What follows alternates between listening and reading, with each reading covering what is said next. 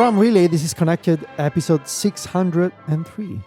Today's show is brought to you by Fitbot, Doc Pops, and Mercury Weather. I'm your keynote chairman, Federico Vitici, and it's my pleasure to introduce on this chairman-only episode the annual chairman, Stephen Hackett. Hello, fellow chairman. Hello, fellow chairman. It's all chairman today. It's great. It's chairman only, you know? Yeah. That's little secret. No regular people allowed. Wow. Except for listeners, obviously. I mean, they're chairman in my heart, you know? Yeah. Myke is not here. Yeah. Little vacation. With us today. Little vacation. You know, let the guy have a vacation every once in a while. Yeah. You know? We miss you, Myke, but we know you will be back. We do. In style next week. I don't know what that means. And we can say specifically to Myke, you can listen to all this episode until we tell you have to stop listening because there's a thing at the end that you can't hear. Yes. We don't want yourself to be spoiled with something we're going to discuss. That's right. About you. You are the topic, Myke. That's right. So, Topic 3. Yes. Myke. Myke. We got some follow-up. I want to start with Home Assistant. I just picked a few things. I have lots of emails, lots of very helpful things that people are sending me to do with Home Assistant. I had this whole email chain with somebody about how to make, like, even the Home Assistant UI you can change because it's just a web app, and like someone sent me their favorite projects to like make the theme feel less like a web app written by Android users, and so that's nice. But a couple things. Robin wrote in. One of the things I talked about was the side gate that I wanted to know if someone opened that gate to our yard. And Robin wrote in and said, I really hope that Stephen's gate in Home Assistant is called Green Gate. I want to see that in a widget in every home screen discussion from now on. Pretty good. That's actually a great name. It's really good. I hate that it's a good name. I know. It's not a green gate. It's just a wood gate. But you know, maybe I could change that. Okay. Do I have to paint it green to make it funnier? Oh, please stop. Okay. It's okay. Yeah. And then Max wrote in with, I think, my favorite thing that I've gotten from people so far is I use Home Assistant to track the location of the International Space Station. So there's a plugin for Home Assistant that's like public data from NASA. I think they have an API for it. This just looks at that API, and what it does is you can set a radius around your home's location, and then Home Assistant sends Max a notification when the ISS is going to be overhead, which is super cool. That's one thing that I haven't done it in a long time, but when my kids were younger, we would do that pretty often. Like at the time I was using I think NASA's app had a feature that would like send you a notification. No, it's older than that. You got an email when the ISS was going to be like visible from your location. And we like try to run outside and see it. You just see like this little point of light moving across the sky. So you can do this in Home Assistant. And then Max had a really clever home automation that you don't need Home Assistant for, I don't think, but it's very clever. So Max writes, I have a bunch of basement lights in Home Assistant, but I always forget to turn them off. So I now have a light switch at the top of the stairs as a master control. Okay. There's an irritating notification light on the master switch that tells me if other lights downstairs are still on. And if I double tap the switch, it turns off all the basement lights at once. Okay, that's more serious. That's pretty good. That's pretty good. That's actually really good, really clever. Feels a bit more useless than tracking the location of the ISS. Hey, flying don't you want overhead. to be inspired? Come on. No. I just wonder what you're going to do when it's passing above you. Just go out and look at it and think, Okay. I am so small. But like every day? It is not, depending on where you are in the world, it is very infrequent. Okay. So I don't know how frequent it is for me here. It is definitely not every night. It's definitely not every week even. It's because the ISS, like its orbit is sort of, that's complicated. Okay. We have to revisit Tim Cooked quotes as well. Do you want to read this one? Yes. Kevin wrote in and said, where's my window? I enjoyed your Tim Cook quote episode and wanted to provide some feedback on the quote that included peanut butter spread. I work in a large enterprise, and this is a term that I didn't know until I had to deal with budgets. We use this term when we budget for something, but you either don't know when the expense will fall or is variable throughout the year. So you spread the yearly budget across all 12 months, so it's even, like you spread peanut butter on toast. I mean, sure, okay, because when you're spreading peanut butter, you want to make sure that you spread it even across the entire surface of the toast. And so when you're budgeting and you want to spread it on 12 months, you want to make sure that it's... I get it. It's pretty good. Yeah. I mean, it could have been worse. It's about budgeting. And I mean, fine. You know what? Fine. I'll take it. Yeah. Thank you, Kevin. Yeah. And then lastly, and this is follow out, I guess. I don't know. A couple people sent us this. There will be a screenshot in the show notes. Apple News Plus has puzzles each day. And I'm not a big crossword guy. Are you like a word puzzle person? No. I didn't think you were. But hold on. And I'm not joking. And I kind of wanna hear from you and the listeners. So I've been thinking about trying to go on the Wheel of Fortune in Italy on TV. Yes. So I've been watching the Wheel of Fortune was really popular when I was a kid, 30 years ago. Came back. We used to have this historic host that passed away about a decade ago. Okay. And the format was frozen in time forever. The Wheel of Fortune came back last year on Channel 5 in Italy, and it quickly became the most watched quiz show at that time slot, right after dinner. And I've been watching the new version of the show religiously every day with Sylvia. And I think I've been getting better. But obviously, playing from home is very different from playing in the studio. Mm-hmm. But I've actually been thinking about it because there's so many times that I get upset at people not knowing the answers or just not even strategizing the game well enough. And I don't know, I feel like I could do a decent enough job at it. And that's the only word puzzle or collection of word puzzles that I play regularly. It's the Wheel of Fortune. And Sylvia keeps pushing me yeah, you should go. If you win something, we can, could be great for the mortgage that we have. So I don't know. I've been thinking about it. I think you should do it. I think that's awesome. I think I'm with you. I'm not a word puzzle player, but if I were to be, or what I'm good at is Wheel of Fortune stuff. Apparently, when I was a little kid, my parents have told me that I was obsessed with it when I was a toddler, young kid. And again, dinner time TV show here in America, right? And I would rush to eat dinner and then want to go watch Wheel, which apparently is what I called it. And it's fantastic. Anyways, a bunch of people sent us this in. On Wednesday, May 13th, the name of the Apple News Plus crossword was Triple J. Why? Which is concerning. That's very concerning. Yes. The Triple J is our replacement in case we die and they take over the show. Why is this happening? They sometimes remind us of that in creepy ways. I don't like that. Is there some form of collusion going on here? Could be. Could be. This episode of Connected is brought to you by Fitbod. When you want to change your fitness level, it can be hard to know where to start. That's why I'm pleased to let you know that Fitbod is an easy and affordable way to build a fitness plan that's just for you. Everyone's fitness path is different, which is why Fitbod uses real data to make sure that they're customizing things to suit you. Adapting as you improve, so each workout will be challenging, pushing you to make the progress you want.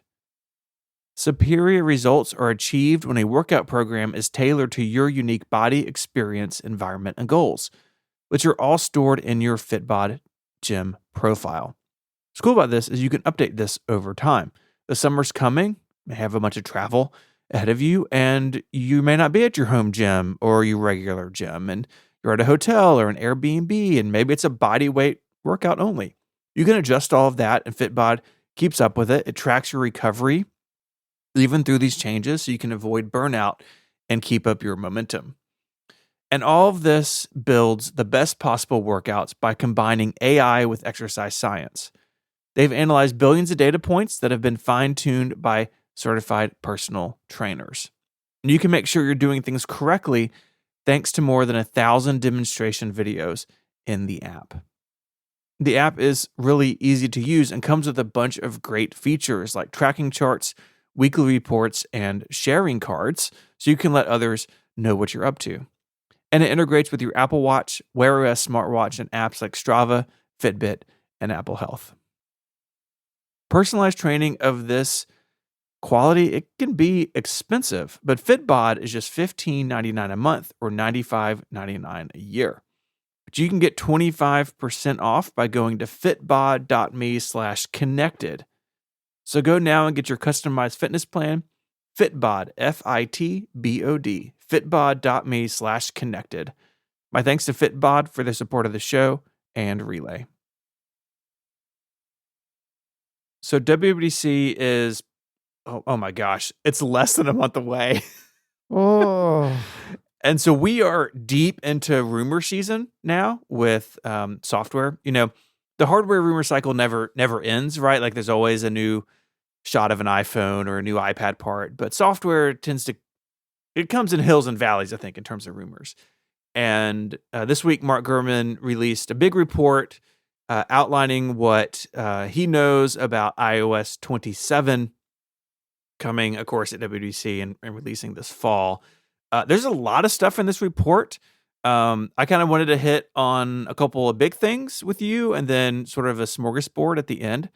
I think we're going to get to the Siri and AI stuff because that's obviously going to be the focus. But what was most interesting to me in this report was what Gurman wrote about the camera app on the iPhone. And, you know, we've spoken about this in the past.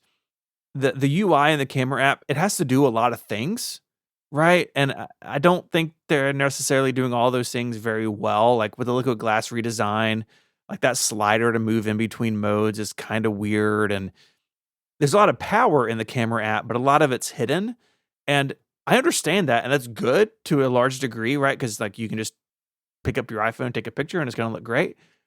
But like with so much of their software, Apple struggles, I think, with how do you meet the needs of the everyday user, but also make something that is good for power users as well. And the way they are thinking about solving this in the camera app is UI customization, which you and I are both huge fans of. I think our software should bend to what we want out of it. And so a couple of points he wrote about. The app will continue to launch with the same default set of tools that it has now. But if you want to, you can edit the user interface. And in my mind, this is sort of like Control Center. Like there are going to be spots you can change out the tools.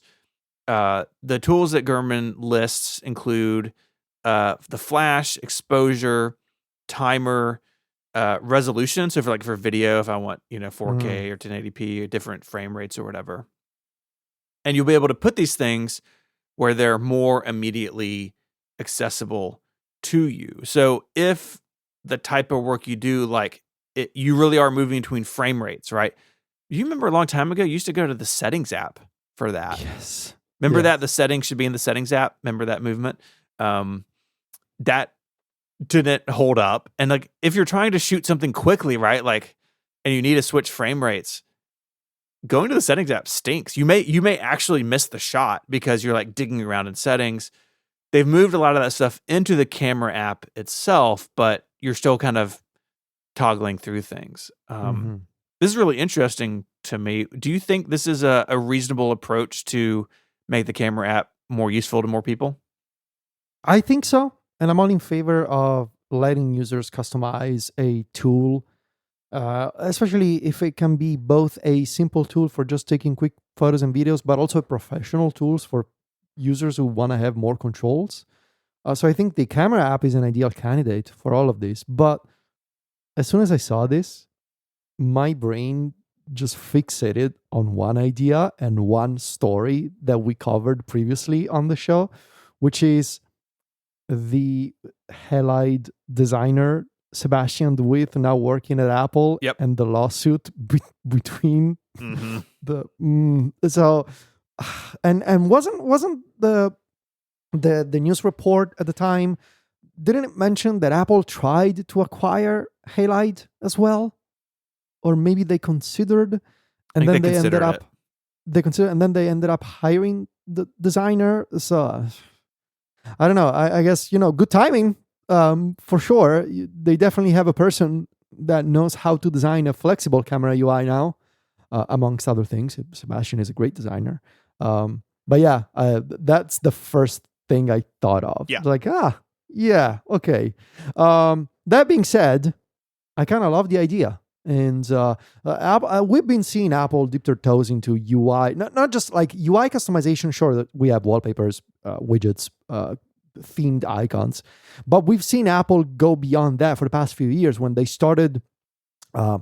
Wasn't it iPadOS 16, the cursed release with Stage Manager? But if you forget about Stage Manager, it was also the release when they brought customizable toolbars to iPad from the Mac. And we still have that feature. It's not as flexible as it is on the Mac, but we have a precedent for Apple letting you actually customize the UI of apps with the system level control. I actually wonder if this could be something that you can do in the camera app, but it's also something that is an API for developers, like a proper liquid glass API for customizing controls. Maybe, I don't know. I think it's a good idea. They should do it. The camera app has gotten so confusing over the years, and it's the kind of app that has two very different audiences. Yeah. The people who just want to get in and out, take a picture and be done with it, and the professionals that spend actual hours staring at the camera UI. So the only way out is to not make a decision for people, but to let the people make a decision themselves. And that means customization. So yeah, thumbs up. Yeah, and the move here for Apple is not to like have a separate camera app for pros. I don't think that's the way to go here. And I do agree with you. It would be great to make this something more accessible to developers. Like you mentioned the iPadOS getting toolbars that you could rearrange. The Mac has had that forever, since the OS 10 days, and it's really great. And like it was actually funny. I was recently on my wife's MacBook Air, helping her with something in her email app, and I realized and I use MimeStream and she uses Mail, but even that aside, I just realized oh, your buttons aren't the buttons I would have here, right? Because I use my email differently than her, and it's great because you can just right click and move things around, and it would be really great for that to come to the iPhone. Because I think we've all had those experiences where, the thing on the tab bar is not really what I want, and a lot of developers have solved this, like Tweetbot back in the day, and now Ivory, and a lot of other apps, sort of indie apps made by people who really care about the platform, do offer some of those things, right? Like, I don't need this at the bottom. I want it over here. Or actually don't want to see, like RSS readers, right? Like, I don't want to see the preview image, or I do, or I want 2 lines of preview text or 4. Like, developers offer that sort of thing, but to make it a system level thing where like I could in Apple Mail on the iPhone be like, you know what? Actually, I don't want this button here. I want something else. That would be awesome. I don't know if we're going to get it this year. I don't think we are, but if this is successful and like people use it and are happy with it, maybe that's a signal to Apple that we should have more of it. Yeah, I agree. The camera report also, it like has sparked a hot take in me that may end up being a flexi at some point. Okay. Another thing coming inside the camera UI is Siri mode, so a way to get to visual intelligence. I think the camera control is going to go away. I agree with that. Like, it's maybe not that hot of a take. They've already dialed back. Now, if you set up a new phone, all like the fancy swipey stuff is turned off by default. Yep. But visual intelligence, like I think, maybe I'm wrong, but I think the only way to get to visual intelligence is camera control. Is that right? That is correct. So maybe there's a control center. there is a toggle. control Let me see. center control.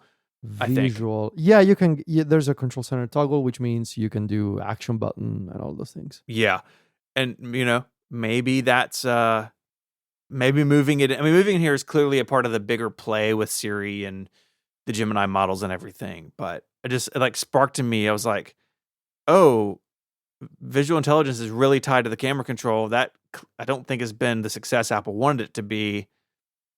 Maybe this is step one in moving to a future without it. Yeah.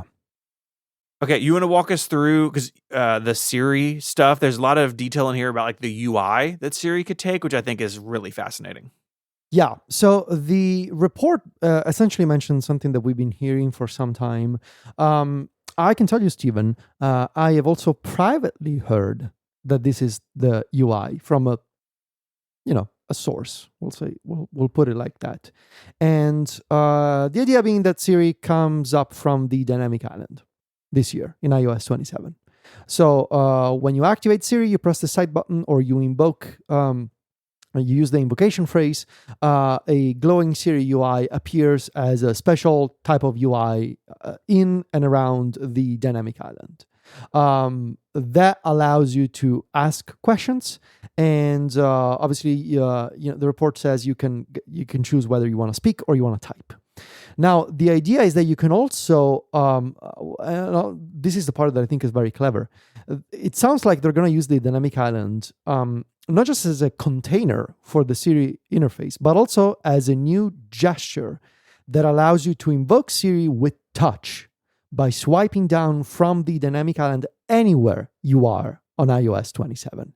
And that presumably, when you do that, you're going to default to a typing experience with an interface that says search or ask, with the search bar that appears when you swipe down from the top center of the screen.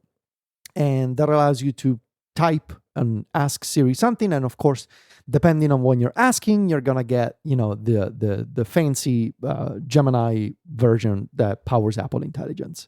That in theory will allow you to have these rich results. Gurman has described them as these inline mini app cards.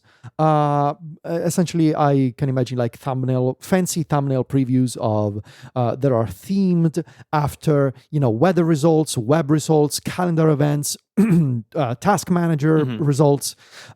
Essentially, like if I were to guess, like this is based on WidgetKit UI elements that can now live inside rich results in Siri, triggered from the dynamic island. And in addition to that, there's going to be integration with web search. So that's the world knowledge answer engine that's also been rumored for a while.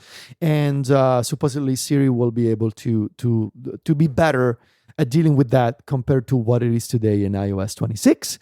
And lastly, there's going to be a standalone Siri app that is going to be a more traditional chatbot experience where, in theory, again, you will be able to persist some of those conversations and continue some of those conversations. And you will have, according to the report, this grid view of your previous chats, and you can resume them. You can go in there. You can ask for more information. Essentially what you can do with ChatGPT, Claude Gemini, but in a more native Siri fashion. This sounds very exciting to me, not just because it sounds like Apple maybe finally getting their Siri act together, but also because it seems like it finally unlocks the kind of system-wide search that has been missing from the iPhone forever. You've never been able on the iPhone to invoke search outside of the home screen or the lock screen. If you're using an app, you got to go back and then search. And it sounds like by using the dynamic island and a new swipe down gesture from the top center of the screen, that's going to be their answer to system-wide Siri presence without using voice or without using a button. Yeah, and it brings it in line with the iPad and the Mac, where you can hit Spotlight from anywhere, right? Yep. It's always available to you. it's just so fascinating. I mean, there were reports a couple years ago that Apple was really against sort of a chatbot style feature, but like they were wrong. Like clearly that's what people want. That's what all these companies are doing. And I think having this like be system wide and using the dynamic island as sort of a place for it to live, like I think that's all super clever. And I am curious, like what does this look like on the iPad and the Mac in terms of sort of is it just going to be up in the menu bar somewhere? Like probably. That's where Siri is on the Mac now, right? It's like the one colorful menu bar icon that ships from Apple. Yeah. And, I always drag it out of there, but it is. I think this is going to be well thought through, and I hope you're right. I hope they've gotten their act together. I mean, they're building this on top of Gemini, so hopefully this is going to work as well as it looks. My main concern is that Gemini, of all the models that we have, Gemini is Apple has picked the worst one at calling external tools. Gemini is by far the worst model when it comes to integrating with external apps. Both ChatGPT, GPT 5.5, and Claude are much better at tool calling than Gemini. Yeah, but does that matter on the phone? Like, just if you're well, if it it's matters powering if Apple, search and text and stuff? It doesn't for that, but it does matter if Apple wants to ship the App Intents thing they showed off 2 years ago. That's fair. And that makes me very curious to see how they solved that. Like, are we gonna get the exact same architecture based on App Intents that Apple pre-announced in 2024? Or in the intervening time, we're gonna get something else like an MCP bridge on device that is a different architecture? And if that's the case, what happens to the developers that have done the work of supporting App Intents for Apple Intelligence that never shipped? I don't know. We'll see. I wouldn't be shocked though to see a scenario where there's going to be Gemini as the general like chatbot and answering model, but also to see Apple build something on the side to compensate for tool calling and integrating with iOS apps. Because I don't know, Gemini is not really good at integrating with external tools, but we'll see. A couple other just sort of random things Gurman runs through. Safari's start page is going to be a bit more organized between favorites, bookmarks, reading list, nice browsing history. Oh, reading list lives on. It never dies. That page is a bit messy. I think particularly on the iPhone, like it's kind of, I don't know about you, but I just kind of look at it and don't know what to do. It's like sort of a little overwhelming. And to get to history and some other things, you're really like tapping through a bunch of things sometimes. So I think having this better organized would be good. Image Playgrounds is going to get a redesign, and this is the interesting part to me, possibly upgraded models to make images created to be more lifelike, which, there's this thing, a little sidebar. People, it has been said like, Apple not investing in AI models is actually genius because they're just going to be able to use somebody else's. And if these companies collapse at some point, then they can just go in and buy the parts, like, at discounted prices. That wasn't the plan, right? Apple may have backed into that position or been backed into that position, but that wasn't the plan. The plan was to have great stuff from day one, and that they weren't able to do it. I feel like Image Playgrounds is a little bit of the same thing. Like, one thing that I like about Image Playgrounds is that you can't make lifelike images in it. Now, the images aren't good. Like it's a goofy system, and like the artwork it makes is weird, but very clearly, like I'm not making deep fakes of Federico using Windows with Image Playgrounds. And I don't think they're going to go that far, but I'm very curious to see how far down the road they go into making these things lifelike. My guess is it'll be doable, but through Gemini. And it's going to be really clear, like, Apple Intelligence didn't make this. This other thing made it. Yeah. And then some liquid glass tweaks. What do you think about these? So Apple is, the Gurman is saying here that in iOS 27, Apple will be tweaking the tab bar again across several apps. So this is the tab bar at the bottom of iPhone apps to combine the search tab with the other tabs. So this was a whole thing last year. If you recall my iOS 26 review, or if you recall Liquid Glass in general, where they split the search icon in the top bar to be its own standalone entity in the bottom right corner. This was the case in Apple Music, in Photos, in a bunch of other apps. There were the main tabs and then the search tab separate from those. And it seems like Apple is undoing that. And I believe this to be true because in iOS 26.5, if I'm not mistaken, Apple is already doing this in the App Store and in the Apple Games app, I think, where they unified the search tab with the other tabs again in 26.5, almost as a test of sorts. Mm-hmm. I really don't know what to think. I'm sure, like, are we just gonna, shuffle these things around? Like this year, the tab is separate. No, this year the search tab is unified again. All right, cool, sure. I guess Steve LeMay didn't really like the separate search icon. Whatever. I don't really have an opinion. I guess they must have seen that people get confused by the separate search icon. I don't know. Maybe. Yeah, it's weird. So I just have the App Store app and then the Apple Store app. Boy, that's a confusing sentence. Just bouncing between them on my phone right now. And yeah, the App Store has it separate. I don't know. I don't really have a preference either. Like, being separate, I think, makes more sense if it is an action.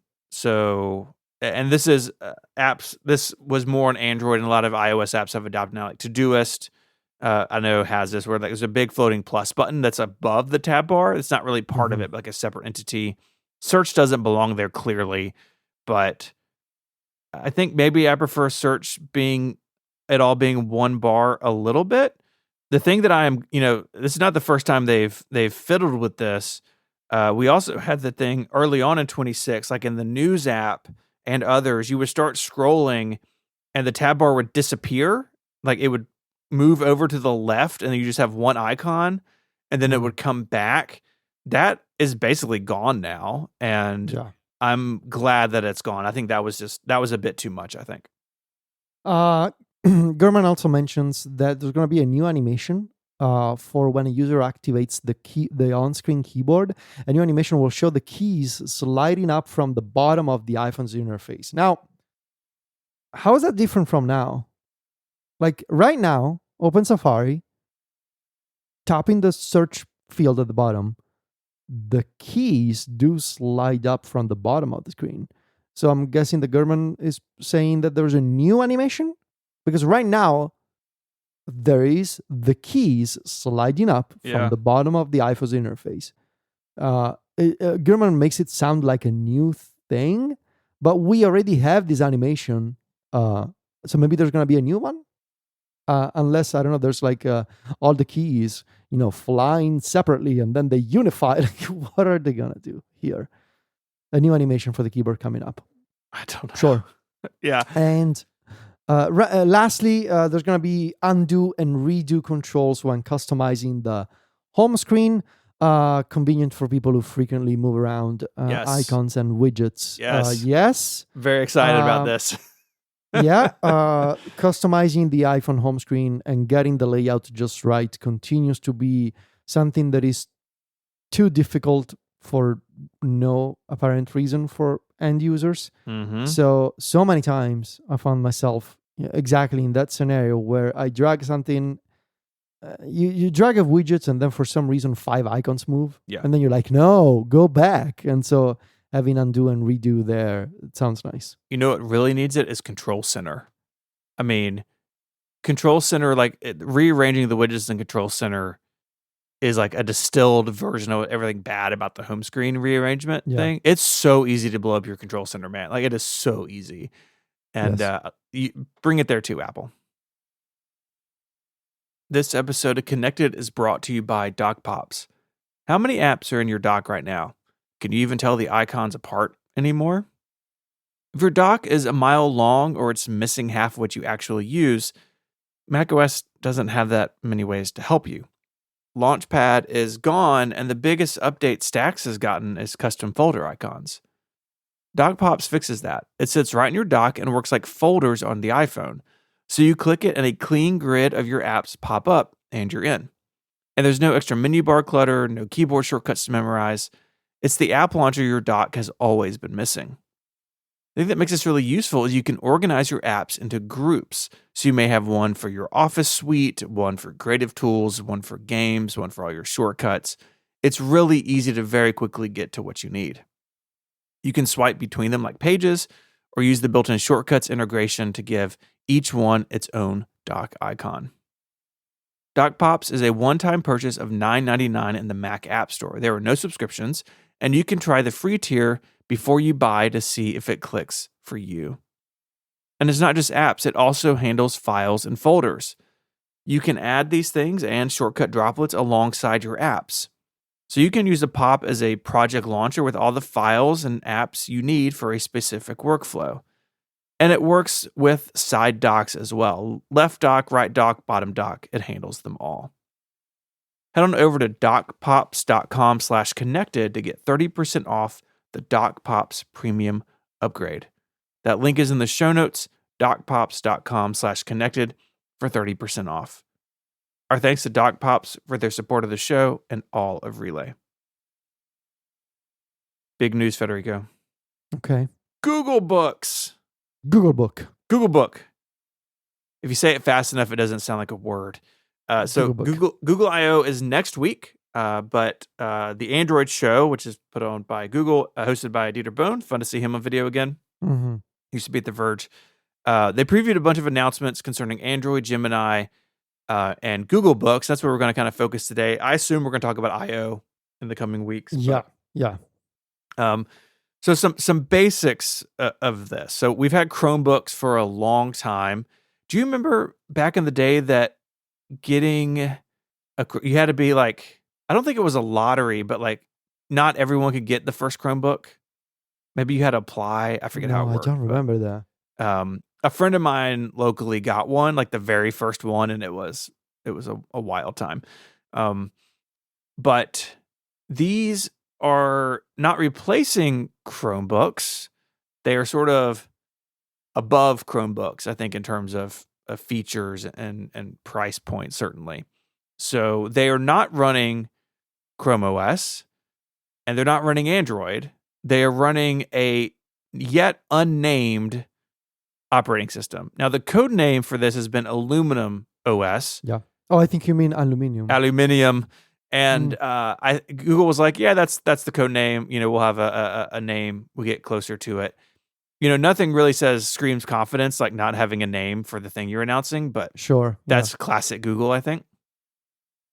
So these are notebooks. They're built by a bunch of different companies. So they mentioned like Acer, Asus, Dell, Lenovo, HP. They're going to be building these things. And it will certainly be a lot like Chrome OS, and they will run Android apps, and you can cast Android apps to them. Yeah. Which is really, I think, pretty cool. And you can access your phone files from the Google Book as well. Yeah. Really, really cool stuff. Stuff that we take for granted on the sort of the Apple side of things, but something that a lot of other ecosystems just don't have all that connective tissue. I'm going to read a quote. Google Books are the first laptops designed from the ground up for Gemini intelligence to deliver personal and proactive help when and where you need it. But most importantly, Federico, forget Gemini for a second. These things are going to have what's called the Glow Bar. The Glow Bar. I'm very excited about this. The Chromebook Pixel, I'll have a link to the show notes to an article about it. Perhaps one of the coolest industrial designs for a laptop of all time. And it had on the lid, it was a couple inches across, but very thin, this little light bar. It had blue, red, yellow, green, sort of the googly colors. And it was, as far as I know, it was just like on this and maybe like one other product. It did not take off in terms of an industrial design, sort of piece for Google. but these machines will have it. You think, my gosh, what will it do? Quoting from Ars Technica, Google says the bar on the Google Books is both, quote, functional and beautiful, but has not explained the functionality yet. I don't know what it does, but the Gemini stuff is baked right in, and there's some pretty cool stuff here. Do you want to walk us through Magic Pointer? Because I think in some ways that's the most compelling. I think so. The idea behind the Magic Pointer is that you shake the cursor, and that instantly triggers the Gemini intelligence, which seems to be their new name for Gemini integration in the operating system, kind of like Apple Intelligence, but this one is called Gemini Intelligence. The idea being that you shake the cursor and the Gemini comes up and allows you to ask or do things based on what's around the cursor, or the pointer, as they call it, which I think is I think it's an interesting idea for AI integration on desktop to almost offer like this proactive assistance that is contextual to what's happening on screen, right? I think it's like you can, for example, select some text or compare like two images or two tabs or like you can select two images, for example. If you're browsing the web, you can select a bunch of them, and then you can say combine these two into like a poster. Or you can, select a song and you can say you can find this on Spotify. Just the idea of turning, because you don't have like it seems to me that it's the equivalent to the circle to draw that they have on touchscreens for Gemini right now, but here they're shaking the pointer instead, which is, I think, a fun idea.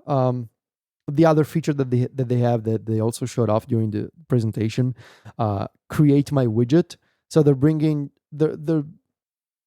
a bet on what they call generative UI, which is the idea of, instead of pre-building dozens of predefined widgets, you can just create your own widget using AI.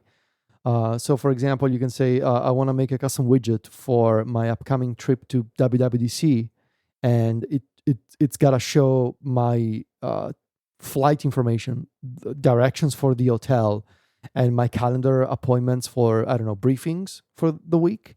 And Gemini will pull in those data points from Gmail, Google Calendar, and, I don't know, Google Tasks. So if you're using that, it's not clear to me if it can pull from third-party apps or not, but it will create a custom widget that does not exist by default on the system, that's based on the data that you requested, which I think is an interesting idea. And again, it's a different type of customization, right? What we discussed before with Apple is more like traditional customization, whereas this is generative customization.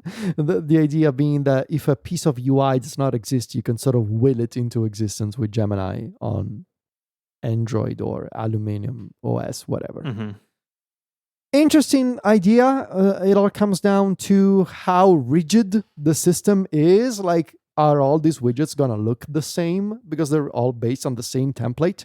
Are they going to be limited just to data coming in from Google Apps? Can you say, I want to make a widget that shows me my Todoist tasks for today and also the albums that I'm listening to on Spotify this week? Like, can you combine third-party data like that in a generative widget? We'll see. They have the right ideas, but I want to see Google commit to this long term, because Google has many ideas and they never stick to most of them. Yeah. So interesting, but we'll see. Which is you can summarize any Google event with interesting, but we'll see, and it works every single time. Yeah. Yeah, it's. I think that's spot on. And that's one thing if it's like a sort of a on-the-side web service that not many people use. But if you go buy a $1,200 laptop and you expect these things to work for the long haul, and I don't know if it's $1,200, like just picking a number. I think that's about what the Chromebook Pixel was.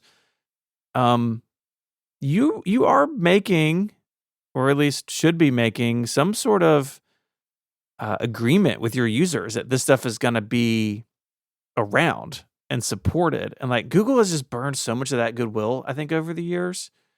I just, I don't know. It's hard to believe, especially with around I/O and the announcements they've made at I/O in the past, to like believe that this stuff is going to surface or stick around. That's why WWDC a couple years ago stands out so much, because Apple historically, generally, delivers what they say they're going to deliver.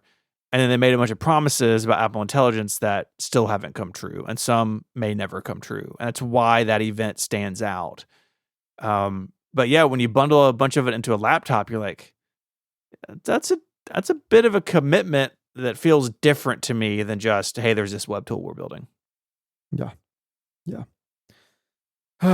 Man, okay.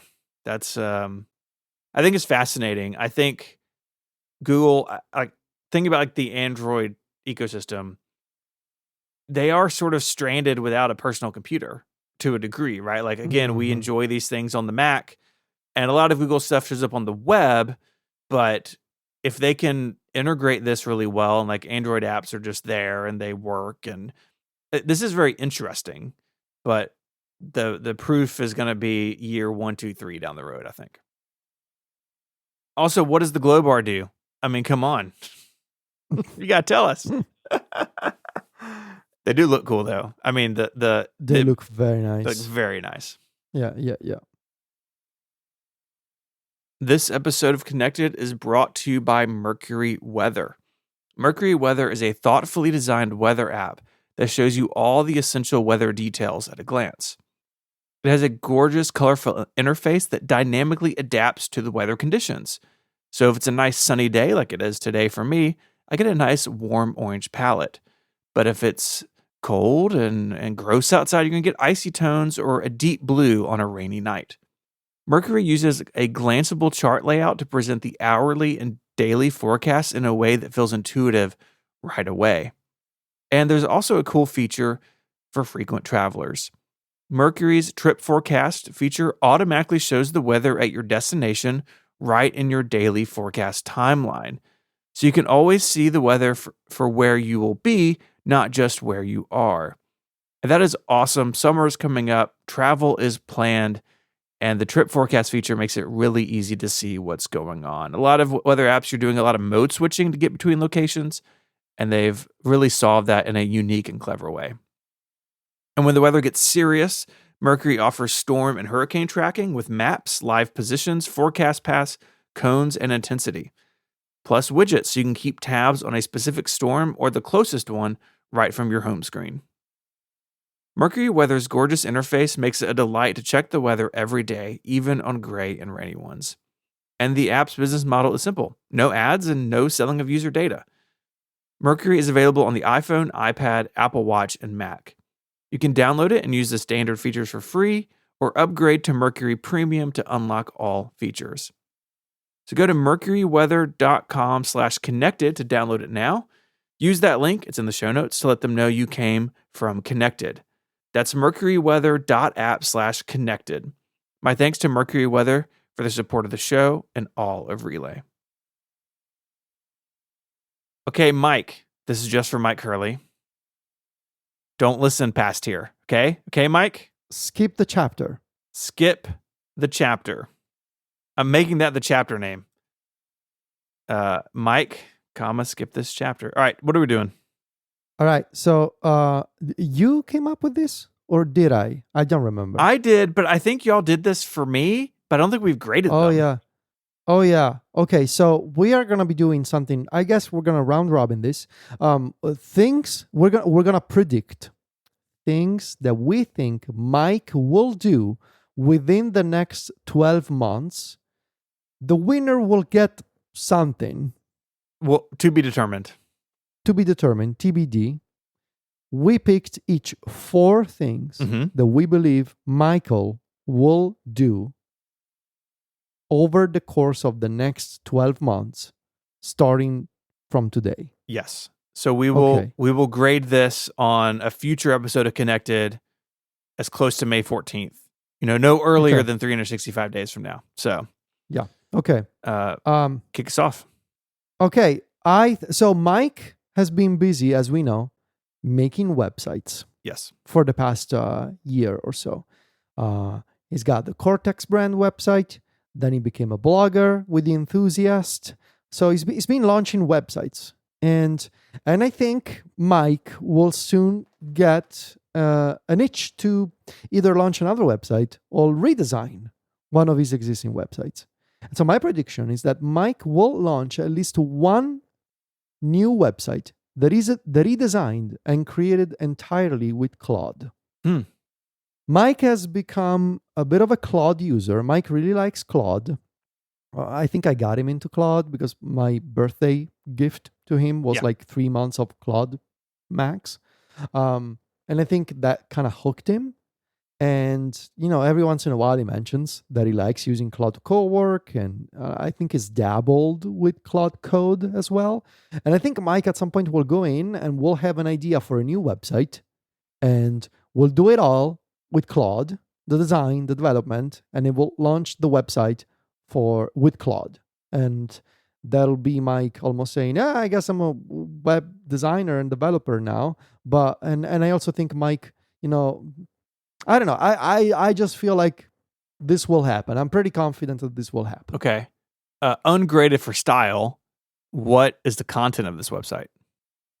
So I was debating whether it's gonna be like a section of The Enthusiast, like I could see Myke put together like some kind of gallery of things he likes and things he recommends, with a fancy grid layout or something like that. Yeah. Like he wants to put together a gallery of products or people or websites that he likes and wants to like a fancy blog roll, if you think about it. He should have that. Like I'm just looking on his site. He should have that. It's like he should have. It kind of sucks that he cannot listen to this because that could have been that's a a good nice idea. Oh yeah, we've tainted the idea now.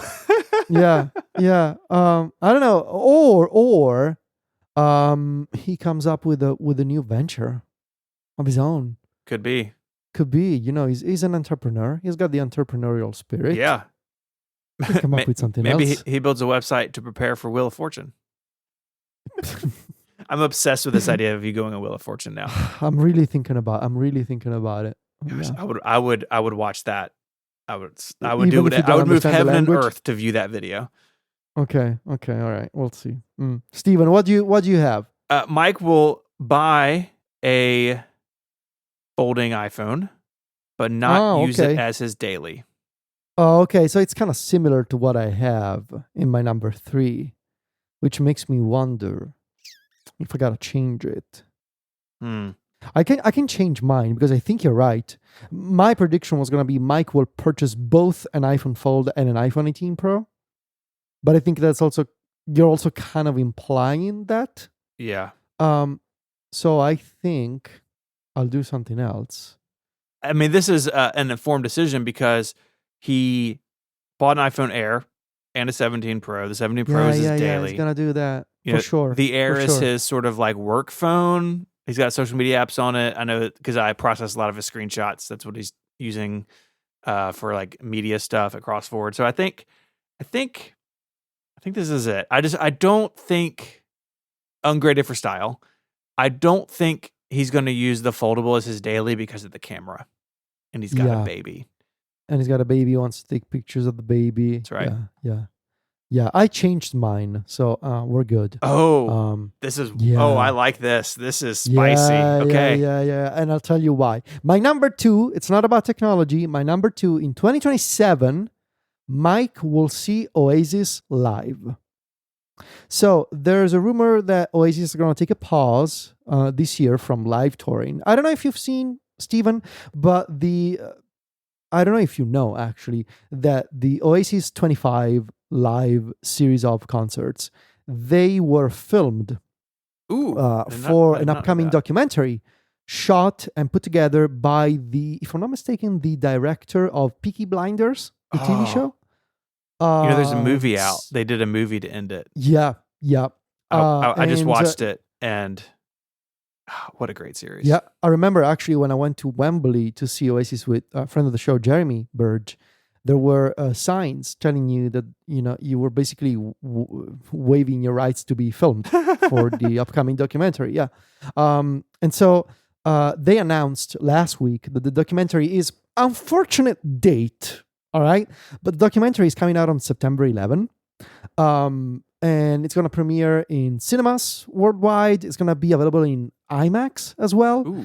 And it'll come later to Disney Plus. So Disney got the rights for the Oasis documentary. And this is a big deal, not just because it's like a bunch of live footage with exclusive access to backstage and the stage itself, but it'll feature exclusive footage of the Gallagher brothers together leading up to their reunion, including their first joint interview in 25 years. Right, because they don't like each other. They split in 2009. They always had this like a rivalry, like sibling rivalry thing going on throughout the 90s, throughout the early 2000s, and then they got into this huge fight in just before a concert in Paris in 2009. Supposedly Liam threw a guitar at Noel, so it was a whole thing. They split, and they stayed split, and they went on to have solo careers until they reunited in 2025, and it was a massive deal for the fans. They did the Oasis Live 25 series of concerts worldwide. Then it seems like they're taking a bit of a break right now, but they still like each other. There's going to be the documentary, and the rumors are saying that at the end of the documentary, there's like in the credits or something, there's going to be the official announcement for Oasis Live 27. And I think at that point, Myke will want to go to see Oasis in 2027. Yeah, so it seems like one of those things like you're not promised another tour, right? Like, yeah, this could be. I mean, any Oasis show could be the last Oasis show. Yes. And obviously, Myke couldn't come in 25. Like Sophia was very little, and I understand why he didn't feel like he was able to travel or go to a concert. But I think in 2027, Sophia will be 2. 2?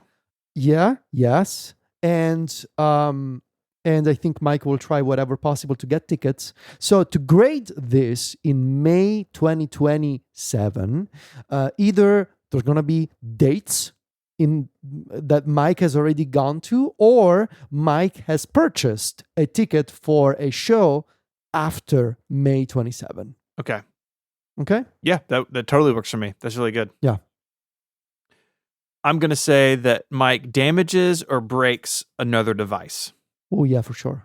You know, sure. This may happen like in 2026 even. Yeah, it could happen. It's happening right now. I mean, he smashed. He may come back next week and say, I dropped my phone again or something. Yeah. He could. Yeah. He damaged his 17 Pro. You know, he had that deep scratch on his phone that he got mad at AppleCare about. Yeah. Guy's a parent now. These things happen. Yeah. Okay. My spicy one. Yes. Okay. Yes. In 2027, Myke will drop the Sonos ecosystem. So Myke has said many, many times how much he loves Sonos. He loves Sonos and is into. I have seen Myke's home. I have been in Myke's home. Mm-hmm. Dude's got Sonos everywhere. He does. Okay, huge Sonos guy. He's got the Sonos thing going on in every single room. And he showed me his control center with the AirPlay integration. It's got a long list of Sonos devices. The guy loves his Sonos, okay? Yeah. But I think a couple of things may happen. Either Sonos will officially, I don't want to say cease to exist, but like maybe they'll be acquired by somebody, or maybe they'll do some other weird thing. Mm-hmm. Or the more likely scenario, Myke will fall in love with whatever Apple has in store for the new HomePod line.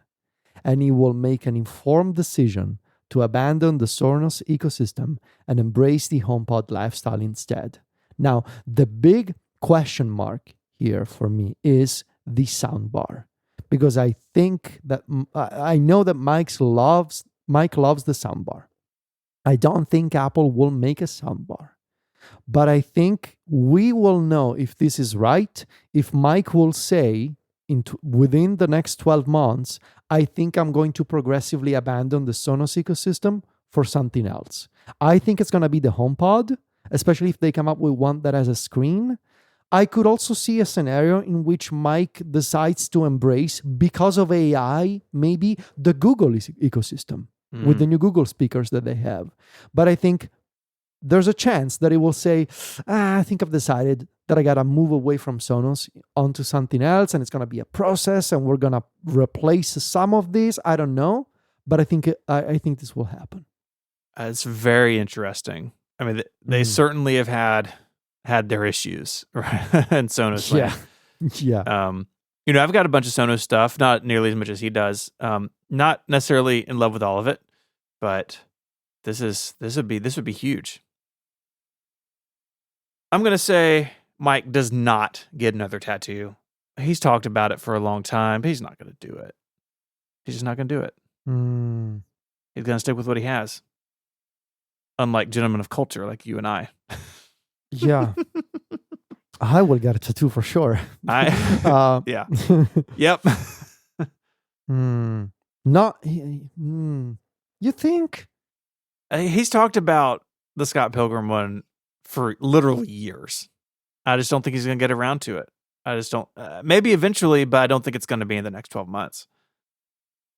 Interesting. Okay. My number 4, my final one.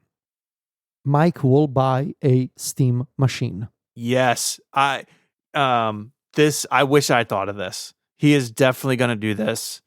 It's going to be expensive, and he's going to have some sadness about it, but he's definitely buying a Steam machine. You're going to get this. He's been, I don't know, he's been skeptical. He's been waiting for the Steam controller.